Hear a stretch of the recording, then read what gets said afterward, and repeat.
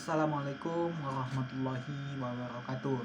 Perkenalkan, nama saya Andre Ahmadi Harahap dengan NIM 190160008. Di sini saya akan menjelaskan materi mengenai komposisi. Komposisi itu sendiri adalah proses pembentukan kata dengan penggabungan dua kata atau lebih sehingga menimbulkan satu pengertian baru. Proses ini lazim disebut dengan pemajemukan. Hasil proses pemajemukan ini biasanya disebut kata majemuk. Nah, jadi apa kata majemuk itu? Kata majemuk adalah dua kata atau lebih yang menjadi satu dengan erat sekali dan menunjuk atau menimbulkan suatu pengertian baru dalam bahasa Indonesia. Selanjutnya, kata majemuk disebut juga bentuk senyawa atau susunannya senyawa. Contoh kata majemuk yaitu telur mata sapi. Dalam arti memiliki arti baru yaitu telur ceplok. Selanjutnya yaitu adalah, jadi apa itu ciri-ciri kata majemuk? Ciri-ciri kata majemuk itu yang pertama adalah golongan dari kata-kata tersebut membentuk sebuah makna baru. Contohnya yaitu pada kata matahari, yang dimana terdiri dari mata yaitu indera penglihatan manusia dan hari yaitu nama satuan waktu dalam 24 jam. Nah, ketika dua kata tersebut digabung menjadi matahari, maka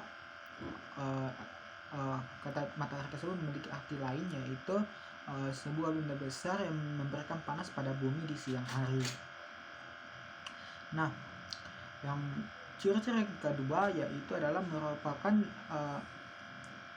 dua kata dasar tanpa imbuhan. Contoh, sapu ditambah tangan menjadi sapu tangan. Kata air ditambah kata mata menjadi air mata. Kata anak ditambah tiri menjadi anak tiri. Untuk ciri-ciri yang ketiga yaitu unsur yang membentuk kata majemuk tidak dapat dibalik. Contoh, kata orang ditambah kata tua menjadi orang tua, yang dimana arti dari orang tua itu adalah terdiri dari ayah dan ibu dan dari seorang anak. Jika dibalik menjadi tua orang, maka kata tersebut tidak akan memiliki arti yang pasti ataupun yang jelas. Untuk ciri yang keempat yaitu adalah kata majemuk tidak dapat disisipi oleh kata lain. Contohnya seperti anak buah, tangan kanan, panca indera, tinggi hati, dan lain sebagainya. Nah, jadi contoh dari kata majemuk itu ada banyak. Misalnya air mata, di mana air mata ini sendiri adalah gabungan dari kata air dan kata mata. Yang kedua yaitu adalah bumi putra. Bumi putra ini adalah gabungan kata antara kata bumi dan putra. Yang ketiga itu seperti tadi itu matahari, yaitu gabungan kata mata dan hari. Yang selanjutnya yaitu adalah sapu tangan, yaitu adalah gabungan kata antara sapu dan tangan. Anak muda, antara gabungan kata antara anak dan muda. Meja makan, gabungan kata antara kata meja dan kata makan. Alam semesta, yaitu gabungan kata antara alam dan semesta, seperti itu. Jadi ada seorang ahli bernama Goras Kerap mendefinisikan macam-macam kata majemuk itu sendiri. Kata majemuk itu menurut Goras Kerap itu ada beberapa golongan. Yang pertama yaitu adalah duan-dua, yaitu kata majemuk yang struktur unsur-unsurnya sederajat ataupun setara. Kedua unsurnya berupa kata-kata yang berlawanan maupun bersamaan arti. Karena kedua unsurnya sederajat, maka kata majemuk duan-dua bersifat ekosentris.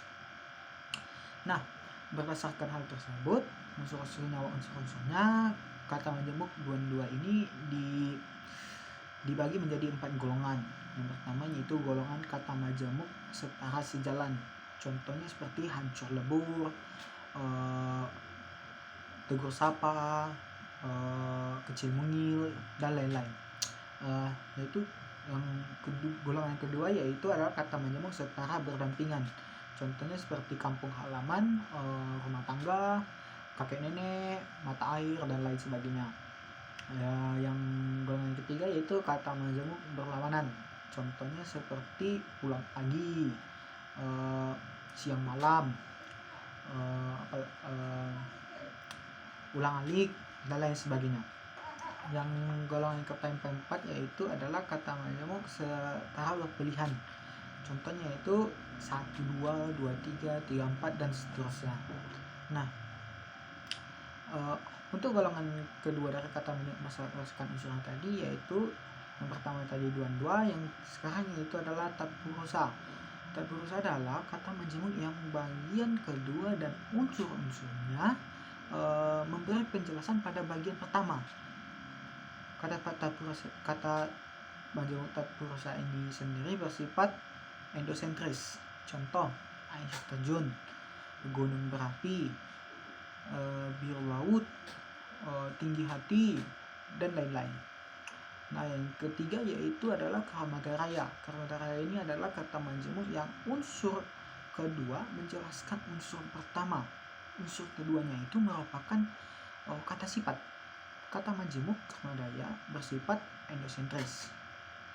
Nah, contohnya yaitu adalah hari baik, hari besar, dan lain-lain. Yang untuk golongan yang selanjutnya yaitu adalah bahufri. Bahufri ini adalah kata majemuk dua atau tatpurusa tetapi berfungsi untuk menjelaskan satu kata benda lain. Contoh, Bumi Putra, Maharaja, Purbakala, dan lain-lain. Selanjutnya yaitu adalah jadi apa itu perbedaan antara kata majemuk dan prasa. Nah, kajian kata majemuk dapat dibedakan dengan bentuk frasa berdasarkan ciri arti, ciri konstruksi morfologis, dan konstruksi asintaksis. Yang pertama yaitu adalah ciri arti. Ciri arti kata majemuk yaitu seluruh unsurnya hanyalah mendukung satu ciri. Dalam frasa unsur-unsurnya masing-masing mendukung fungsi dan artinya sendiri-sendiri. Contoh, kata majemuk orang tua melalui orang tua Ridwan telah meninggal dunia. Kalau frasanya itu orang tua itu terjatuh. Nah, untuk yang ciri konstruksi morfologis, jika unsur-unsur pembentukan konstruksi tersebut berupa kompleks, maka konstruksi ini tersebut adalah frasa. Berarti kata majemuk, tulang punggung, cuci muka, gosok gigi. Kalau frasa,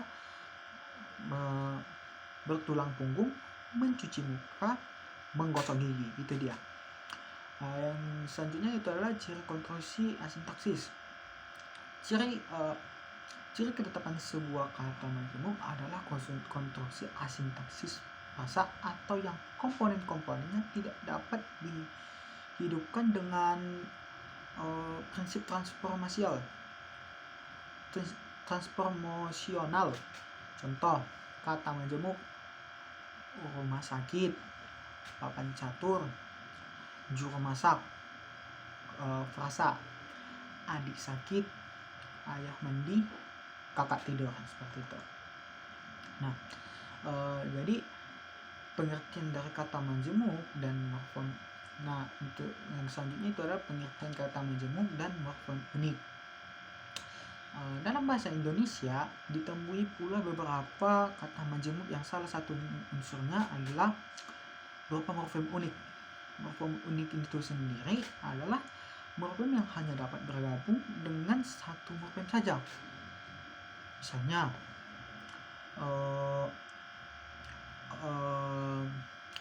hanya bergabung dengan gulita-gulita. Kata gulita hanya bergabung dengan morfem gelap. benderang hanya bergabung dengan terang, seperti itu. Dengan demikian di dalam bahasa Indonesia hanya ada golongan terang benderang, gelap gulita, seperti itu dia.